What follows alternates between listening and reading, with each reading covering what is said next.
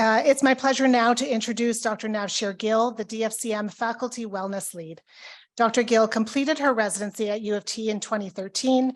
Since then, she has been a family physician and faculty member of the Academic Family Health Team at Southlake Regional Health Center in Newmarket. Dr. Gill also works part-time as a GP psychotherapist at the Medical Clinic for Person-Centered Psychotherapy in Toronto, and is currently completing her Master of Science in Community Health Practitioner Teacher Education degree at the DFCM. Navshir has previously held the positions of Southlake's Quality Improvement Lead and DFCM's QI Faculty Development Lead. She's currently transitioning her clinical and academic roles to the new Humber River Hospital site, where she will be the inaugural QI lead. Humber River will be welcoming its first residents this July. In her role as the inaugural Faculty Wellness Lead, which she started in 2021, Navshir has been hard at work with her Wellness Committee, exploring and implementing a wellness strategy for DFCM faculty, advancing wellness initiatives, and supporting scholarly activities that design, study, and promote best practices and wellness initiatives. I'll hand it over to you, Navshir, to introduce your panel.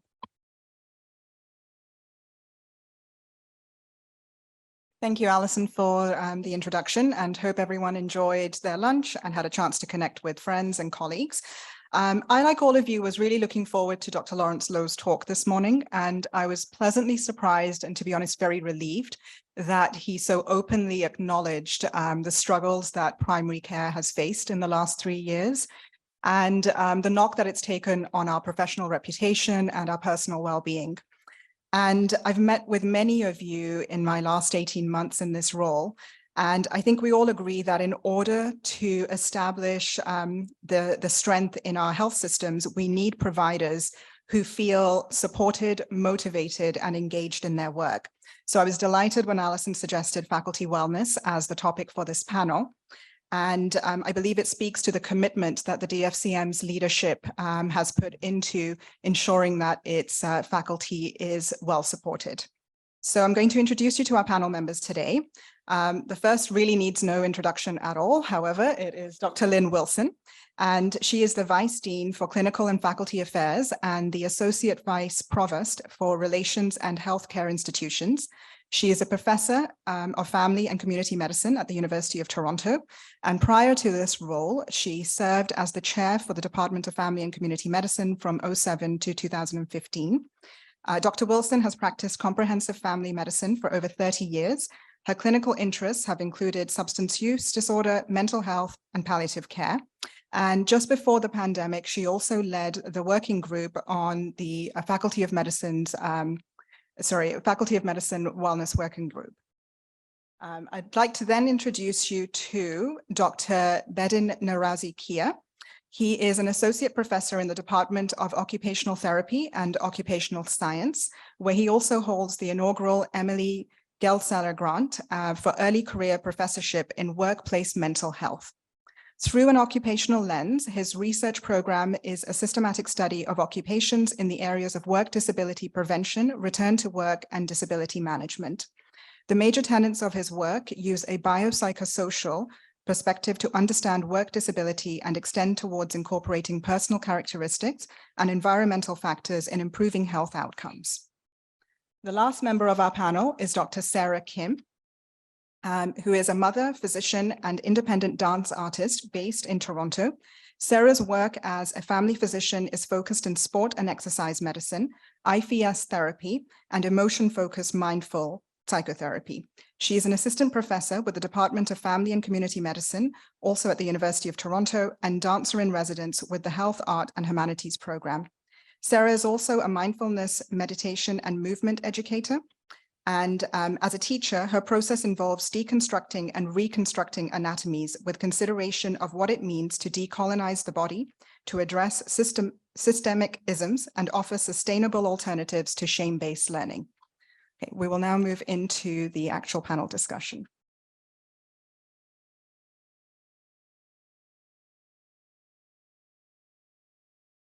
Hopefully the mic should be working soon. Okay, can everyone hear me now? Okay, perfect. So I'm just going to start with a round of questions for everyone, and excuse me ruffling through my pages. I will get there.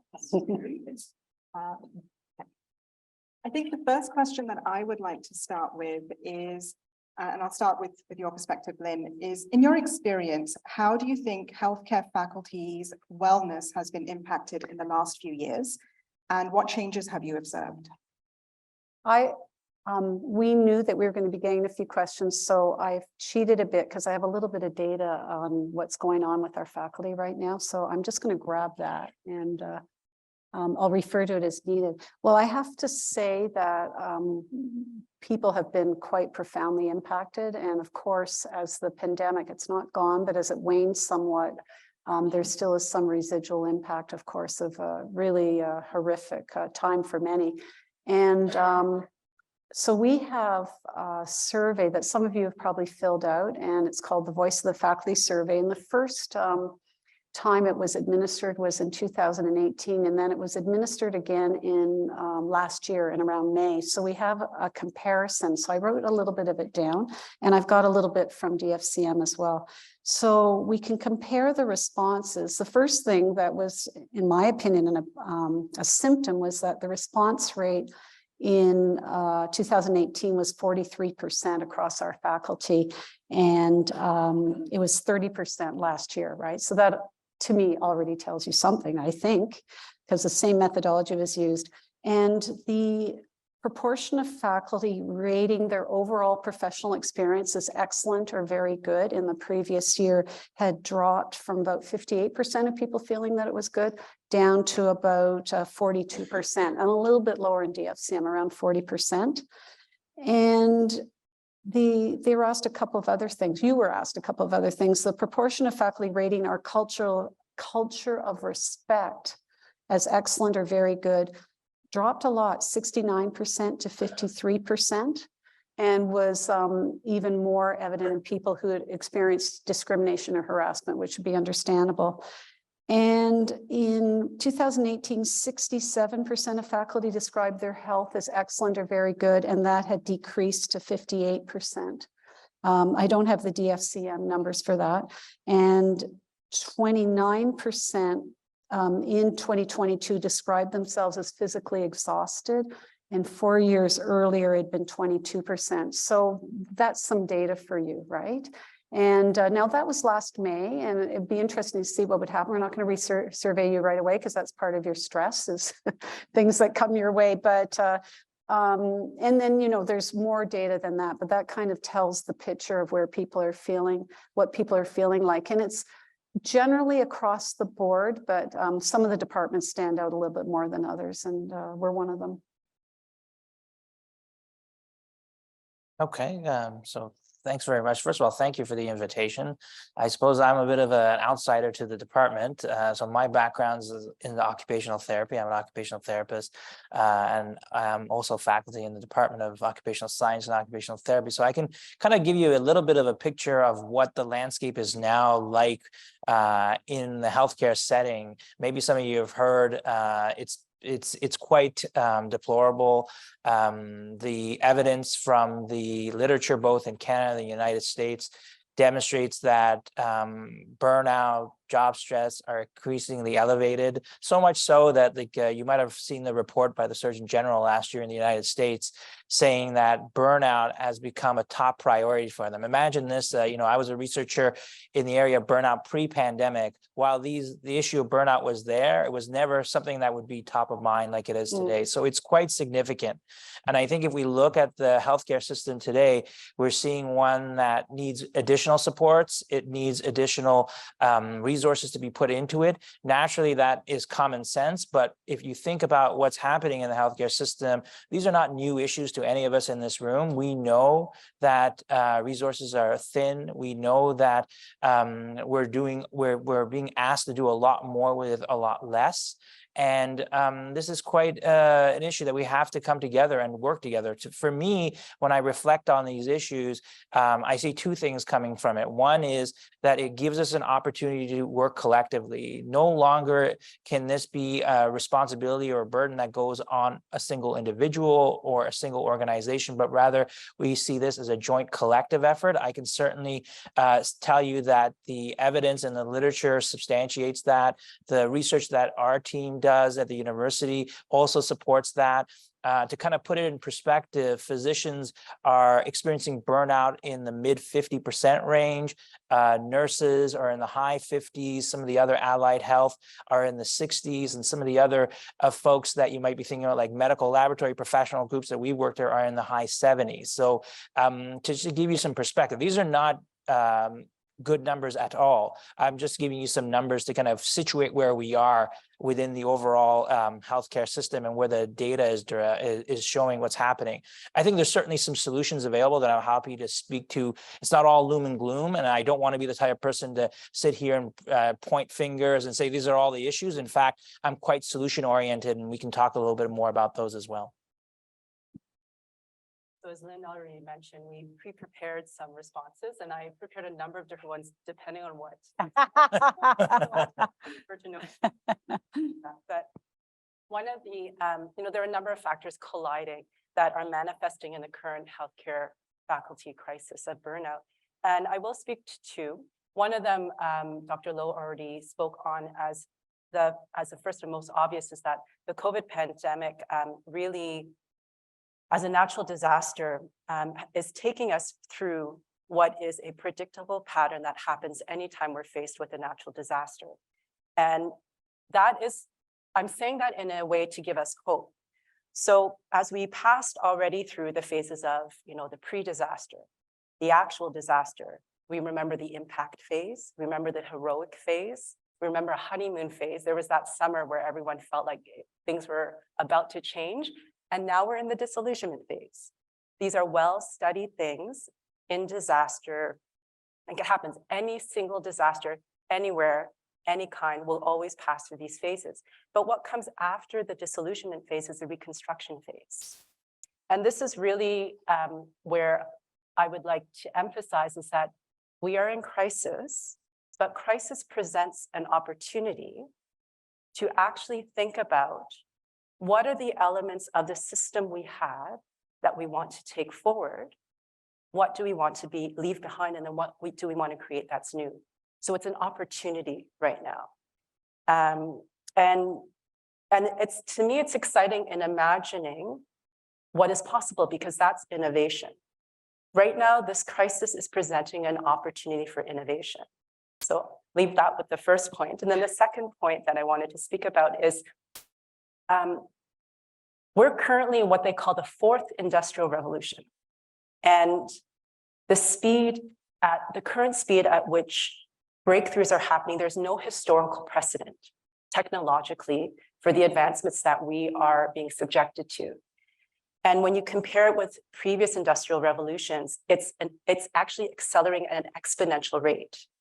Now, we as human systems aren't actually built to move that quickly. And so the change is happening so quickly that it's actually disrupting every single industry in the world, in every single country. So this is not a unique thing that's happening in Canada. You can see it all across the world, the unrest that's occurring, because things are destabilizing as technology is driving us forward, and we don't know what to do with it. We don't understand our relationship yet. And we saw that during the pandemic. We're still trying to navigate what is our relationship with these new technologies, and how do we integrate them in a way that's meaningful, that allows us to provide excellent care? And it's a difficult question, but again, it's exciting because we have the opportunity to innovate. And while, Dr. Baden's fine. Baden, okay. Yeah. Baden has already emphasized how our work has increased, but our resources have not. If anything, where our system is vastly under-resourced. So this is a major factor in trying to offer compassionate care when you are under-resourced is almost an impossible task. And we know that, when you come home burned out from work, and you're completely irritable to your own family, you know, they look at you stunned sometimes, and you realize like you've given everything, every last ounce. And then you freak out because there's like shoes in front of you when you enter the home, and your children are looking at you bewildered. It's like, oh, but anyway, I'm glad everyone's laughing. You know, it's not you. In any case, and again, as Baden said, this is where community matters. The only thing that's going to get us through is if we hold on to each other and we help each other up and we help each other go. And we together can reimagine. We have a lot of wonderful resources. This room is full of resources, but we have to offer that in a compassionate way, especially with ourselves. So when I talk about compassionate care, and what the core of that is actually beginning with compassion with ourselves, because we form the foundation of the care we are about to provide. And if we cannot be compassionate to ourselves and to each other, then the system becomes embedded. And I'll talk about that at the next. Thank you, Sarah. I'd like to open up the conversation a little bit about society. So we're familiar with the role individuals and systems and organizations play in faculty wellness. What role do you think society plays in this equation, and how has that evolved over time? I'll start with Bevan. Sure. Thank you for the question. I think that from the perspective of wellness and well-being, we need to have a broader understanding and conversation around what these topics mean to society. And I'll give you some examples from the literature that we've done and some of the research that we've done with different healthcare groups. Oftentimes, these healthcare groups could, including doctors, family doctors, and others, is that they definitely don't have this notion that society understands what it is that they do, and oftentimes that's where a disconnect can appear. So, for example, we've done research with medical lab professionals, nurses, and doctor groups, and oftentimes they tell us in focus groups and some of the surveys that we do with them is that we are asked to do so much, and we're doing so much with so little, but rather people don't understand that we're really burnt out. We're at our wits' end. We're working during vacations. We feel guilty to go off work when we want to take some time off. So I think there needs to be a recognition and greater discussion around this in the broader society. Oftentimes, the healthcare systems can be treated as a monolith. You go in there, you want the services there, and you want them there so that you can get the best care possible. But how can you get that if the people that are providing that care, as the title of our session talks about, aren't at their top? If I'm a service user and as a patient, I want to go in and get the best care possible. But that means that we have to treat the assets that we have, the human resources that we have in our organizations in that regard. And I think, to be honest, we are still a long way from that from a societal perspective. People aren't recognizing the importance of human resources and the people that are providing that type of care to us. So I think we need to have broader discussions around wellness, well-being, quality of life, quality of work life, and understand that work and health are intimately tied to each other, and that, yes, you're right, too much or too little of it can be a bad thing, but we have to find that right balance, and we need to have these broader discussions in society. Sarah? Here again, with this question, there are several factors, and I'm going to focus just on a couple. And the first one that I did want to bring up, because this, I'm not clear with myself how I feel about it, but I always wonder whether a corporate model for healthcare is an appropriate one. And I say that because a lot of the structures that we often find when we're in institutions is relying on metrics and numbers. And with metrics and numbers, you really lose the human face. There's these intangibles that can't be measured through metrics that actually do affect how decisions are made and where resources are placed. So that's just something I'm going to put out there as a panelist. I'm not going to give you an answer because I don't have one. And the other societal aspect that I feel like has happened is that we're beginning to be slotted in as a consumer service, that we are seen as a customer service. We're seen as something that needs to be convenient, sometimes based on perceived needs rather than actual needs. And we are technicians that understand and know how to triage what actual need is But because of this instantaneous relationship with technology again, the way that our patients perceive us is again that we should be available 24 hours a day for things that don't need to be available 24 hours a day. And we feel that with, EMRs. EMRs are a thorny beast. They are not well designed. They are designed actually much more about security, but they're actually not designed in a way that help to stream, not yet. It's coming. They're very clunky in terms of the way they don't streamline things for us. If anything, our administrative burden has gone up exponentially, just like how technology's entered our world. In any case, but those are things I just wanted to put out there in terms of consideration of as we start to think of innovative system design, it doesn't have to be radical, but we really do need to start thinking about these societal changes that are not necessarily congruent with how our practice needs to be shaped. And that then leads to the idea of boundaries. In our training, we're not really taught boundaries. Actually, if anything, we're taught that we have no boundaries. We don't need to eat, we don't need to sleep, we don't need social contact. We're there just in service as a cog in the wheel of the system. And that brings me a little more into yet another thorny topic.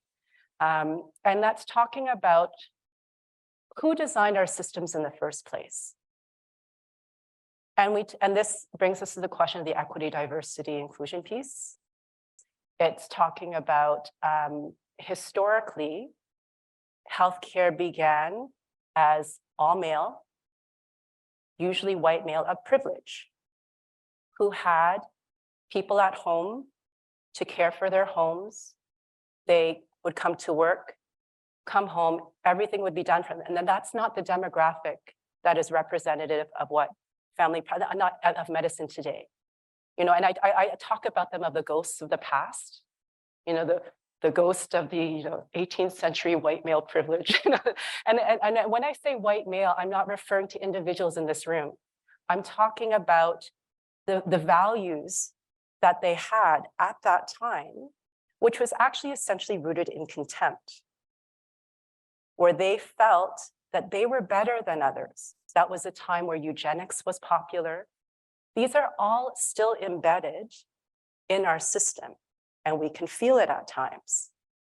And the one thing that was really interesting about the pandemic with Black Lives Matter, for example, it really put in our face of these difficult questions we need to ask of ourselves, of what has been internalized in me as a creature that simply is a product of our environment. And I do feel like we have to have courage as individuals to have these difficult conversations with humility, because these are not personal attacks. These are simply attacks on a historically embedded systems that are not congruent with the values that we want to carry forward as a profession. So that's the other thorny one I'll throw out there. And I'll let Lynn take it over. Sure. Both of you. I think you're both brilliant and I'm enjoying listening to you. It's a bit of a perfect storm, right? So what we've done, family doctors are real witnesses to the suffering and the loss that people go through. And we ourselves have suffered and experienced loss. We've really witnessed clear and excruciating evidence around what it means around health inequities and again, creating inordinate suffering and loss in some groups. And then we've got a health human resource crisis on our hands, which was coming anyways, but it's been exaggerated. And then one of the things that troubles me a great deal is I really do believe, I don't know if you'd agree, but that there's an increased cynicism around the medical profession and probably all healthcare professionals. We may deserve a little bit of it at times, but it's sort of serves a bigger thing around populism and the whole global issues that are going on in that area. And I find that very troubling. And then as practitioners, family doctors are seeing people, more mental health issues, more substance use disorders, people who are sick because of delayed screening or delayed care. And then finally, as human beings, and many of us, not everybody, but many of us are parents and grandparents. And I think many of us are really worried about what's going to become of the children in the future when we look at what's going on. But one of the things that helps me a bit is reading quite a bit about the great influenza of 1918 and looking how that played out in the incredible turbulence in society for quite a while after. And in a way, it's all predictable, but it's not necessarily fun to live through. So, and I agree that we have to tackle this as a collective and that we're quite capable of doing that, actually. That positions us nicely for the next question and sort of looking more towards a solution. During your work in wellness, have you come across any organizations where you've seen that they have done a good job of addressing and maintaining their faculty's wellness? And if you could share some of those examples. I'll only give one so that it gives the panelists, other panelists a chance. But one of the WellDoc Alberta, are people familiar with that program of WellDoc Alberta? So that is a really beautiful example of an evidence-based measure that was that came out of recognizing a need of how much we actually need to be connected to each other. Because all the evidence shows that physicians won't go and see therapists. We have, and what's interesting, and this ties into a little bit of the hidden curriculum around the idea of shame-based learning, is that the number one thing that physicians are concerned about and why they don't seek help is because of their reputation. The shame of having to admit that they're struggling. And here is where our values become vulnerabilities. And I don't know if a lot of people are familiar with the Schwartz Center for Compassion in the US, but they have this beautiful chart which shows values such as stoicism, loyalty, self-sacrifice, moral, our ethics. When you push that to an extreme, so if you push self-sacrifice to an extreme, you feel guilty about taking time for yourself. If you push loyalty to the extreme, everyone else is more important than you, like your colleagues, everything else is more important, and you will do it until you destroy yourself. When you put stoicism to an extreme, you again become so isolated that you feel alone, when that's not actually the reality.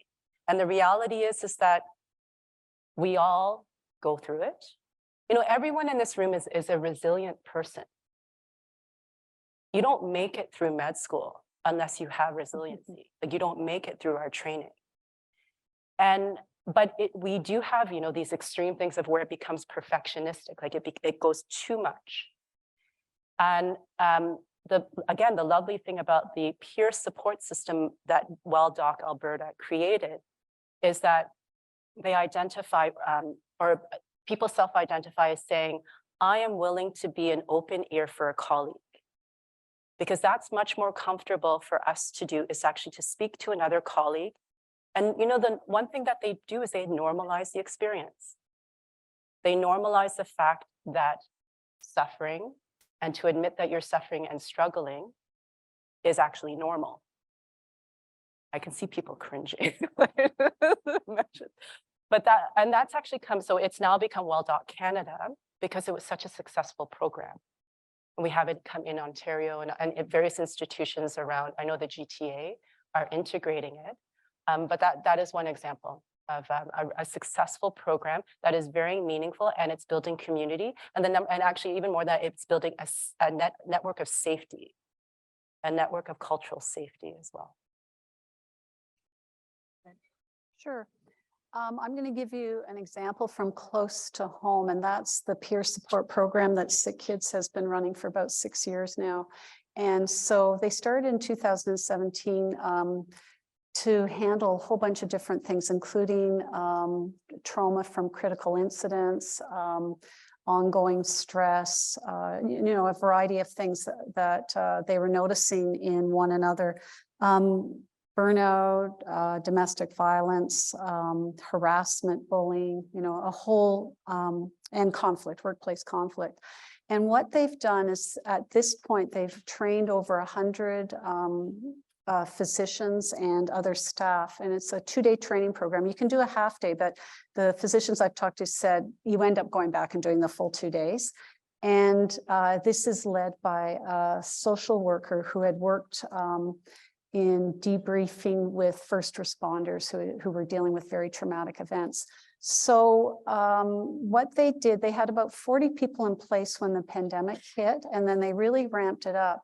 And they have 2 things. One is reaching out to people if they're aware that something just awful has gone on in the emerge or on one of the floors or in the clinics or whatever.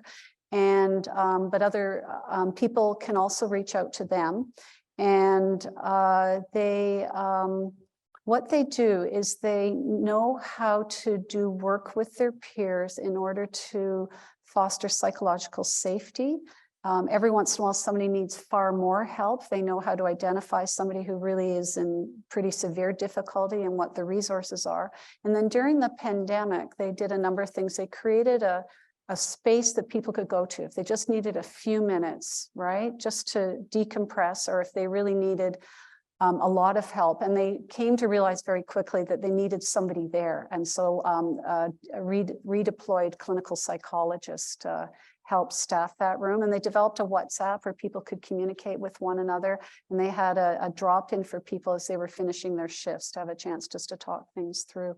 And they now consult a whole variety of other hospitals. They're looking at replicating what they've been up to, and they've published, and it's pretty inspiring, I think. And there's things to learn about how we can work with one another, but we need to be equipped with the skills. Maybe I can build on that and talk about some of the other evidence-based solutions that could potentially help other organizations, leaders here in the room. I mean, I think what I'm hearing makes a lot of sense with what's in the literature around modeling positive behavior, mentoring, showing others that, if you're going through distress or difficulty, that's part of the process. That's a normal part of work. That's a part of your work. And I think, from a very broad perspective, Canada has been quite a bit of a leader in this area. About 10 years ago now, we were the first country to develop psychological safety standards in the world with the CSA Z1003. So that's essentially a document that provides a blueprint for any organization, and it's freely available for any individual to kind of pick up and understand what it is like to create a psychologically safe work environment. And then the beauty of it is that it can kind of be applied to large institutions like hospitals. It can be applied to small entities. It's designed that way. And I think there's a lot in there for us to learn. There's 13 domains, things like civility and respect, recognition, creating a culture where people feel comfortable to be able to come and talk to someone else and be able to do that. There's power differentials, or we're part of large systems, but that doesn't mean that, we're removed from those systems. We really do have an opportunity to kind of contribute to those systems. So I think that's just an example of some of these resources. There's many others, tools that I'm happy to kind of share beyond the panel today, so you have them. But I think that's just gives you a breadth of what's there. And I know that different organizations could use some of these resources to supplement already their wellness, or to start and look at how they can improve wellness in their workplaces. So there's some evidence-based solutions to kind of get us going. Thank you. What I'd like to do now is have each one of you share just one change idea, and we can call it low-hanging fruit, something simple that you think units and organizations could adopt to help make faculty feel valued again, and overall improve their wellness. So just one thing that you think an organization like ours could start with. I'll start with them. Sure.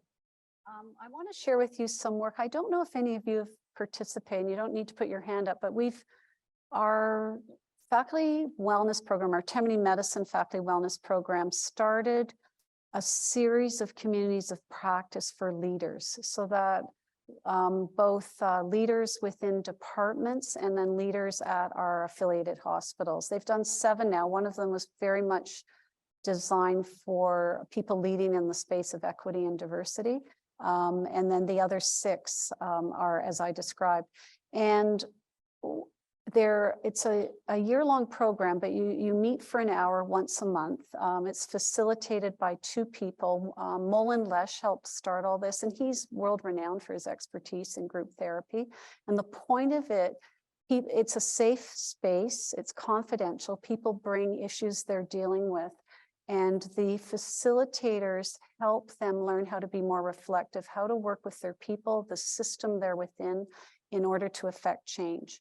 And we're at and then the other thing they learn, though, is how you can continue on as a group once the year is up and continue to support one another. So you develop those sort of peer facilitation skills. And the thing about it is that this is something that could easily be done with education leaders in DFCM, with site chiefs in DFCM, with senior leaders in DFCM. And I think there's a lot to be said for it. The faculty medicine pays the facilitator. So the thing that people have to do is be able to devote that hour per month. But I think it is low-hanging fruit, because often leaders are in a position to affect change. And, you know, you're in a little bit of trouble if you can't get buy-in and support from whoever's leading. And so helping leaders to become equipped, though, because we're not necessarily ready for this work, right? And so I don't know, I find that very exciting. Feel really good about what's going on. There's now 4 faculty facilitators. It's all very confidential. They even agree as a group after a session, what's the one thing we could tell other people about what we talked about today? And they have a discussion. Okay, it's okay to tell everybody that we discuss what it's like to try to solve X. So there's 4 faculty facilitators now. And then for the EDI group, a Indigenous elder from Women's, Cindy White, is working with that group along with the psychiatrist. So it's an idea. Yeah, I think, you know, from the big picture idea that I talked about earlier to something that can be tangible and practical for us to do, honestly, I think it's a kindness to talk to one another and show kindness to one another. I think it will go a long way as a starting point. You might think that, you know, that seems fairly straightforward or maybe even predictable, but I will tell you that it is a great building block to have that level of kindness to one another and to listen and to be able to be engaged in the process. I think it's a very straightforward way that all of us in this room could do when we walk out without any additional supports or resources needed to that. And I think it will reflect that into the system that we're a part of, the healthcare system, the academic system, and really the broader society. So I think all of these are intertwined. We kind of tease them apart to study them, to carefully examine what's going on, but we're really part of that overall system that, you know, Sarah talked about, that Lynn talked about. I think that's a great starting point. I'm going to put my health humanities hat on for this answer. So I'm a big proponent as using art as a means of transformation. And before you start walking away from me, because no, I could have said, you know, the answer is art, but I'm not going to. What I am proposing, though, is integrating this idea of health and arts. You know, what we do has an artistic component. There's the science of the medicine, but there's the art that you bring, as only you as an individual can bring to your practice. And the reason I have such an interest in the arts is because art is a way of questioning. It's a means for transcending your current reality. And in that, it then allows you to, you know, question your current reality, but then think about possibility. And in that sense, you move from something you make, and sometimes it's just a personal reflection. But often when you produce it concretely in front of you, it really hits you in the face. And maybe you've seen a movie, for example. Maybe you've seen a piece of artwork. Maybe you've heard a poem.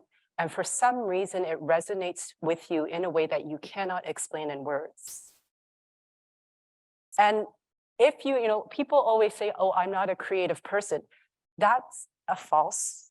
Someone in your life at some point made you feel like you were not creative. I'm going to completely argue anybody who tells me they're not creative because someone traumatized you and told you what you were producing was not good. You all laugh because you know it's true. And the same with singing. And I'm going to argue everybody can sing. If you can hear the difference in my voice and you can modulate your own voice, you can sing. It's just at some point in your life, someone made you feel like you couldn't do it. And so, and what I'm saying is that it's not that we do it completely. The science and the art, there is a way to marry the two to create amazing things. And the other thing about artistic practice, because it is a practice, you're not going to be like, masterpieces occur over like a 60-year career, you know, just to keep that in mind. How long did it take you to be able to take a blood pressure? The same thing when you produce creative work. But what it is that it provides a safe space for you to speak the unspeakable, or what you feel is unspeakable. It is a gentle way for you to do self-examination that brings up difficult emotions, and you can put it aside. Things might come out, you can put it aside, you never have to show anyone. But it offers process, it's accessible. You can choose whatever medium you want. And it's an immediate thing you can implement. I can make you do something right now, but I won't. In the interest of time. The other, and what I do love about it as well, is that it is also a way for you to clarify within yourself, what is your personal boundaries? I've moved away from saying I am a physician, and I say much more now, I work as a physician. But I'm a mother. I'm a friend. I am a person who works as a physician, but the system asked me and almost swallowed me alive. And we all relate to that. So that is my offering. If you're not sure how you can do it, I will show you. I'm very happy to, in a way that's not frightening. Because to me, it's actually this, you know, my sports medicine background comes in here. To me, it's like trying to get people to exercise. You give little nibbles.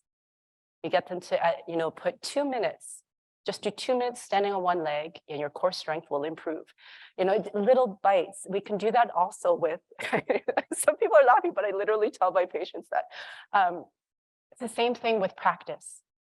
All artistic process is a meditation. It is a time that you spend with yourself that is productive no matter what, when you do it or how you do it. So that's my offering, takeaway. Individual plus system. I would like to open up the floor for questions. If anyone would like to come up to the mic and ask a question of our panel, that would be very welcome.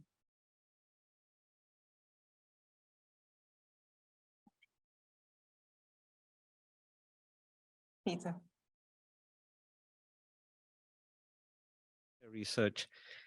This is more of a comment to us as the leaders of the department. And I think this is what we did. You know, a lot of wellness is that we ask people to dig deeper into themselves to address the burnout, address the things around. To me, burnout is a fit with the institution or the organization, the systems, and the person. And so really the call is to all of us who have any kind of leadership is to reduce and change the system as opposed to getting more and more people to adapt to a dysfunctional system, right? So opening it up, for one, it's a challenge to all of us as leaders, but secondly, what advice would you have to us as leaders to what we could do measurably, visibly, tangibly, so people can walk away feeling somebody's got my back and they're making it less crazy for me to work. Anyone like to go first? I can try. Peter, I think some of it is ridiculously practical. I might come to Danielle someday and ask for a job, and it's going to be, how can we make promotions easier, right? Right? And And 3-year reviews and initial appointments to the university and all, because some of it we've gone overboard, and it's the whole system. It's not DFCM, it's the whole system. So it's a big project. Peter, I think some of it is really listening to people. And if they're really struggling or feeling uncertain about things, you know, figure out either you can have the conversation with them or help them identify who they might want to talk to. And then I think there is room for either getting some training as a collective of leaders around how to lead for wellness, or, you know, doing your own study and becoming a little bit more aware, as my colleagues are talking about, where the evidence base lies, or, you know, just some really leading practices. They may not be published on or studied just yet, but they are leading practices. And so being very aware of what's available, there's more and more available. I'm part of a research study. I'm starting in a week or two. I'm going to do a mini mindfulness course, only 5 sessions, which is probably about the right amount for me, right? But I'm glad to be doing it. And they're starting out with some faculty leaders, and we're going to see what the research results are. This is a arts and science prof who's putting this on. I think it's cool. And we need to pay attention to what's doable. And I agree with you. There are systems issues like crazy. So we just have to deal with everything, right? Like, what can we do for ourselves? Exercise, change our work schedule, whatever it might be, right? Change the way in which we practice, whatever we might be. But of course, then there's far more than that. And is the organization you work in, the system, and then the societal stuff, vote, right? Great. Thank you. Anyone else? In terms of offering the little bites that will eventually flower into something bigger. And one of the things that actually I love, Daniel, that you did this morning is it's like, let's take a collective breath. Because in that moment, we kind of recognize we're here. We used to pray together, you know, Yes. especially in the Catholic Institute, we used to pray together. And that moment together really matters. Where we come together and say, let's all arrive. And maybe everyone needs to do a 1-minute check-in of where I am at today to say, this is what's going on, but I'm here present at this meeting to acknowledge I value what you are going through as a person, and thank you for being present. It's this exchange of, again, having compassion for one another. And I do feel like these compassionate frameworks are actually set from the leadership and modeled. And then, you know, adding on to that, it's also providing spaces or gatherings. You know, I'm actually going to give an example with Dr. Aaron Beerson, Dr. Christina Powell's. They have this beautiful thing called Heart Day. They do a half day with the residents where it's just simply devoted of you coming as a person and show me who you are, because I actually value you as a person as well. Mm-hmm. And doing that at a department level, like in departments, and having a half day where we come together and just show that this is another layer that I bring, but these safe spaces to begin, because I think all the answers we need to solve the problems in the world are actually in this room. Yeah. It's just that we need the opportunity to be able to connect. And that's something that actually organizations can provide, are spaces and opportunities. How do we connect? Well, I mean, thank you for that. I'm just going to go back. I think everything you said is really important, and the issue around arrival practices. So when I work with indigenous communities, there is an arrival practice. There is a meditation. I trained in India. Our clinic started, it's not Catholic, it was but everybody started with an arrival moment and reflection. And so doing huddles, and I think in a non-denominational agnostic world, you could do check-in. It's just call it check-in, a huddle. All of those things, actually, it's the unknown, unsaid things. And so I think you're onto something. I think we need to do more of that, of an arrival practice or things like that. And at the OCFP, in our mental health collaborative, which happens once a month, there's an arrival practice and peer-to-peer practicing well initiative that now Nikki Belzanoff from our department is leading. But those are the things that we can do, and actually, you know, people can connect from anywhere to get that. So absolutely. So thank you for that. Thanks to the And sorry, I think Hashim was I didn't, we didn't. No, I think what we're talking about here is also good news is that it's in the evidence. So the evidence substantiates all of the opportunities to look at the individual, the organizational level, what it is that we're doing. So I'd say, yeah, there's lots of work to be done at all of these levels. No more to add to that. Thank you. Thank you. I'm Natasha Crispino I'm a family doctor at St. Joe's, and I wanted to say thank you to all of you for sharing your insights and wisdom. It's really very much appreciated. I wanted to ask about the problem of paperwork, charting, inbox management, and how that contributes to a huge extent to burnout. And there was a recent Globe and Mail article specifically devoted to the amount of paperwork that is now part of our everyday lives and how that is a major contributor to burnout throughout the healthcare system. I'm wondering, so that we can get back to the practice, and I think I speak for many people, if not all of us, back to the practice of looking after our patients, teaching, and doing the things we love. How do we, as an institution, maybe in preparing our learners, and also to help our faculty who are struggling with this on an ongoing basis, what some of your ideas are in terms of solutions to this, what seems to be an insurmountable problem? Yeah, Natasha, agree 1,000%. So I don't have a solution per se, but I wanted you to know that all of our associate community hospitals like St. Joe's and North York, et cetera, Michael Garron, et cetera, and all our fully affiliated hospitals each appointed a wellness lead within about the past year. And they've been working together for the year to come up with a work plan that they're taking to the hospital CEOs in a couple of weeks. And they've got 3 areas that they want to look at. And one of them is what you just talked about there. Now, I don't know how it's going to go, but they are insistent. So one of the things that they want to ask about, some of them feel that they're not in the right position in their organization to affect change. Others sit at the senior management table and feel like they're starting to be able to do something. So they're going to look at that. And then one is around mostly just looking at the EMR, because everybody's miserable, right? Everybody. It doesn't matter whether you're a family doctor, internist, surgeon. And I have to remember what the third one is, and I feel ridiculous. So let me I'm going to check because I wrote this down. It hasn't hit prime time yet, but I think they've been public about it.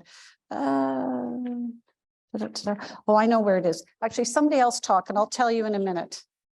Because there's something else, I'm going to be really mad when I see what it is. Go for it. Good idea. All I hear. No, so my personality type is I hate inefficiency. So I often think about how do you streamline everything?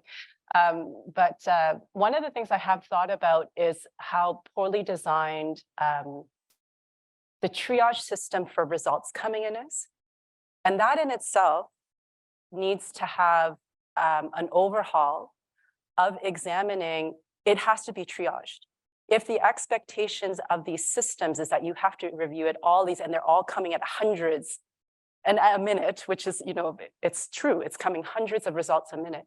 Is it the physician who should actually be the one looking at it initially, or is there another layer? Because this is, again, negotiating this relationship with these technologies that are presenting all this work.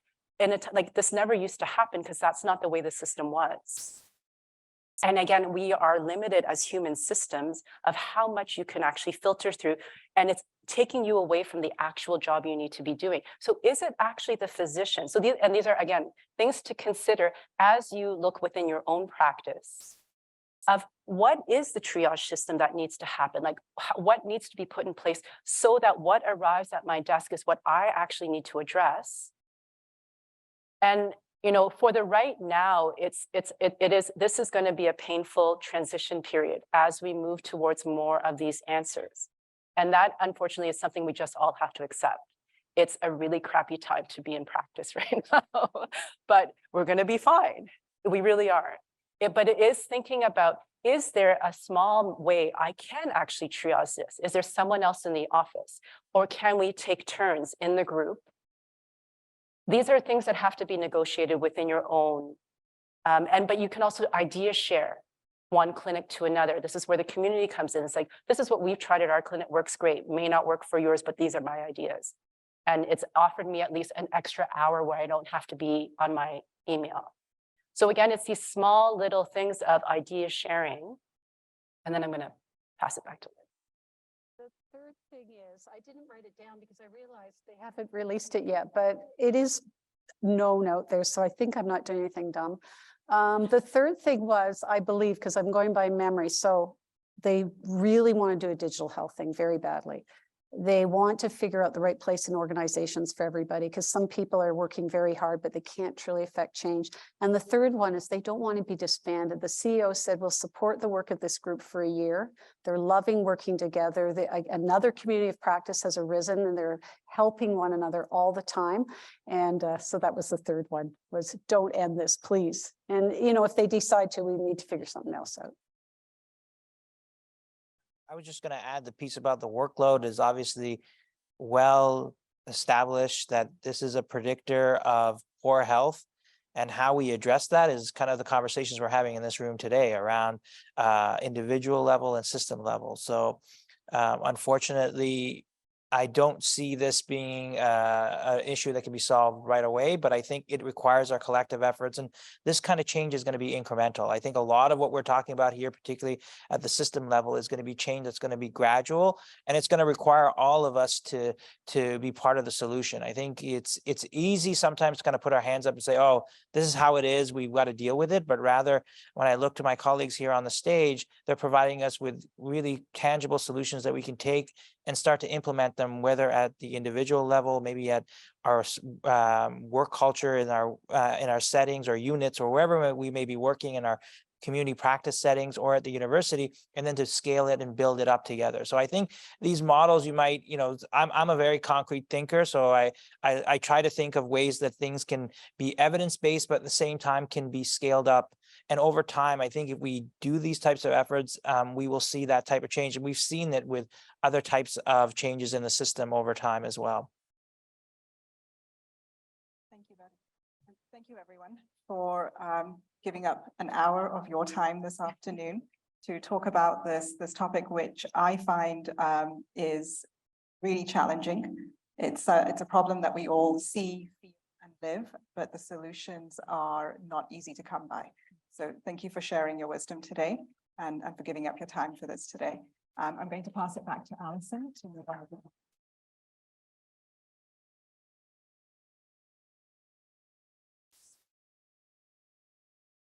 So thank you so much.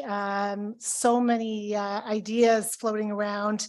It was great to hear your different perspectives. And I think about looking around today and hearing how excited people are to come together in person again. I think these opportunities to come together and learn, but also to socialize. I don't know about you, but I think, the fact that we're here today is an act of wellness for ourselves and a sort of a commitment to keeping that culture going in our department. We had a little hiatus over the past few years of not being able to keep that culture going as well. And I think we have to find ways to get that going again and continue our connectedness. So thank you.